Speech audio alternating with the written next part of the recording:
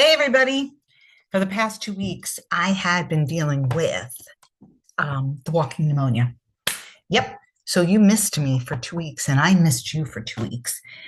But if I tell you, and I'm just fixing my lighting here for a minute, sick, I couldn't believe how sick I was. It was kicking my butt. And I didn't like it one sec. But I was just like, the amount of medicine I was on was unreal as well. But I'm better and I'm back. And now we're in November. It's like, boom, everything just flew. And what we're going to do is we're going to get ready for the holidays.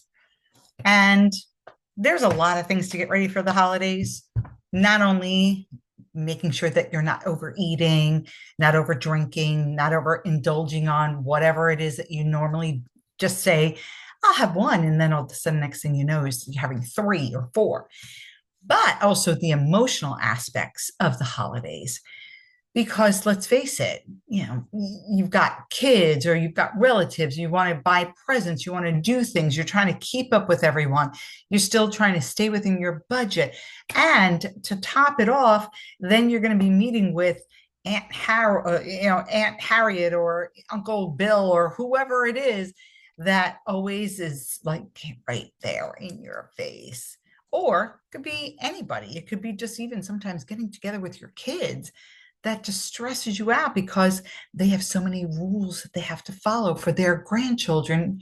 And so it just gets overwhelming. And that's not the whole purpose of it. So for the month of November and December, we're going to be working on getting rid of the emotional as well as the physical things that you just buy into, or, well, this is how it always is, and this is how I have always dealt with it.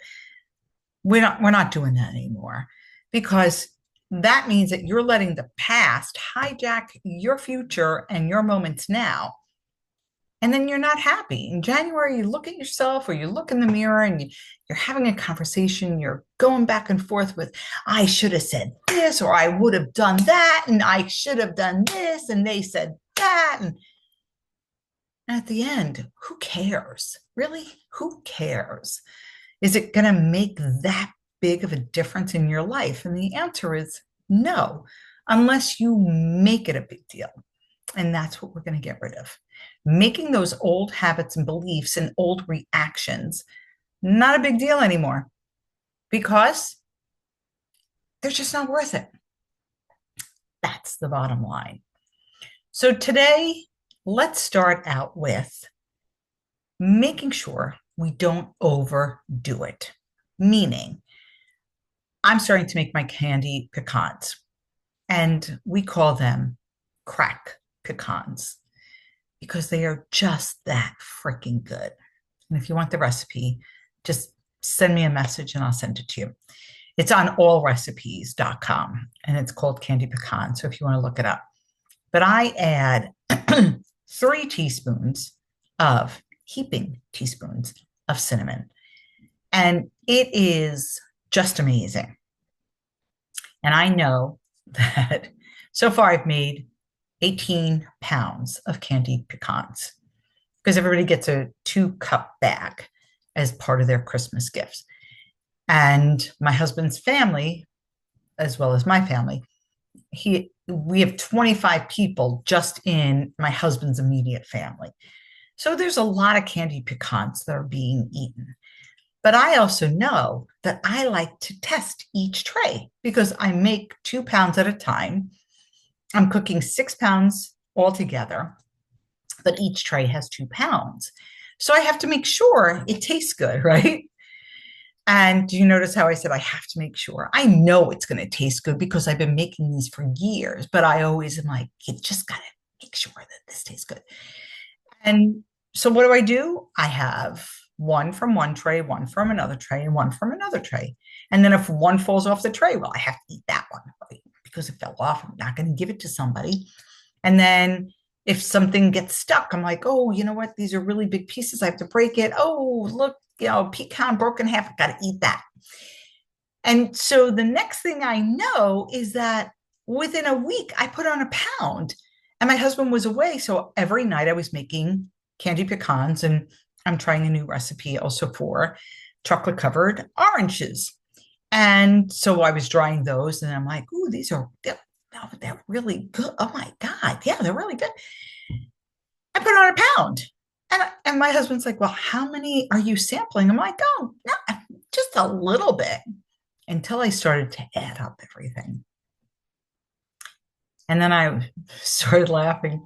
I said, yeah, it's definitely more than a little bit. Because if it was a little bit, I wouldn't have put on a pound in a week. And I don't want to go down that rabbit hole of putting on weight because I'm making delicious things, because I haven't even started with my cookies yet, right? And that can be just very dangerous.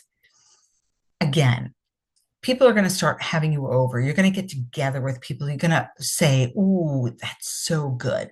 So we're going to do the 2-bite rule.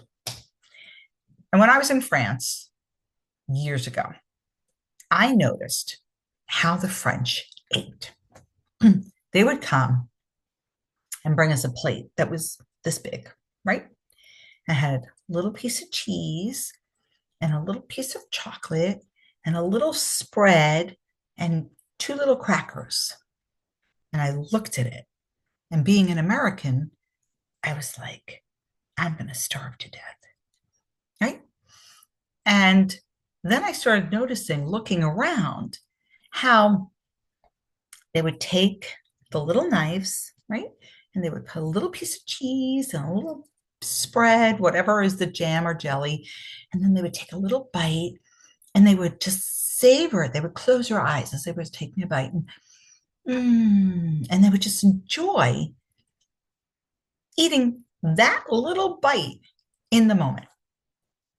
And when I started to eat like the French, a little bite, enjoying the taste, chewing it slowly, letting the flavors just burst in my mouth, I realized that I was satisfied, I was content, and I was full.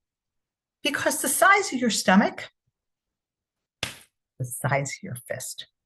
Now it's like this, and you got a little thing over here and a little thing over here, but the actual size of your stomach is this.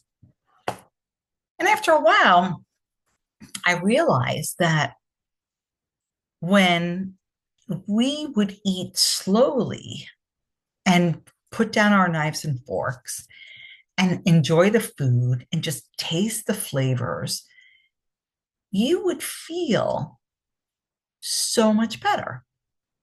And what I've noticed, and I noticed this when my boys were younger, now they're men, they would eat faster than the dogs. They would. If there was a race, my two sons would win. And my dogs ate fast, and my kids ate faster. We don't enjoy our food. We don't enjoy the flavors. We don't enjoy the taste. Even if I have a cocktail, I usually have one. I'm a little older. I don't like it waking up with the headaches. I don't like waking up feeling like, what did I do? Or got to peel the tongue off the roof of my mouth. So when you sip it and you enjoy it slowly through those little straws that they can give you or you can buy, or the little stirrers, that drink can last me all night long, and I get high off of the people. So let's be like the French when we eat. Small, intentional bites, enjoying the flavors, enjoying the taste. Now, even if I wanted to taste each of my trays that I'm making, it would be 3 pecans. And if I let it sit in my mouth and I let the flavors just melt in my mouth and the taste of the cinnamon, I know, because now I'm doing it, I would be so satisfied and content that I would be okay with having 3. And then I wouldn't have to think about, ooh, am I going to fit into my clothes? So, what I'd like you to do is sit, taste, Just let it sit there for a minute. Let all the flavors just like have a party in your mouth. Chew it slowly, not like slow, slow, intentional, in, enjoying the flavors, thinking about what does it taste? Oh, do I taste the cinnamon? Oh, I taste the orange. Oh, I taste that. It tastes wonderful. And then when you swallow, just allow it to settle in your stomach. Same thing with a cocktail, whether it's beer or wine or a cocktail, champagne, I don't care what it is. Sip it, enjoy it. And you're going to notice you're going to feel better, satisfied, content. But not only that, you're going to look better. You're not going to beat yourself up the next day or a few minutes later. And then when January comes, you're not going to look in the mirror and you're not going to be angry at yourself.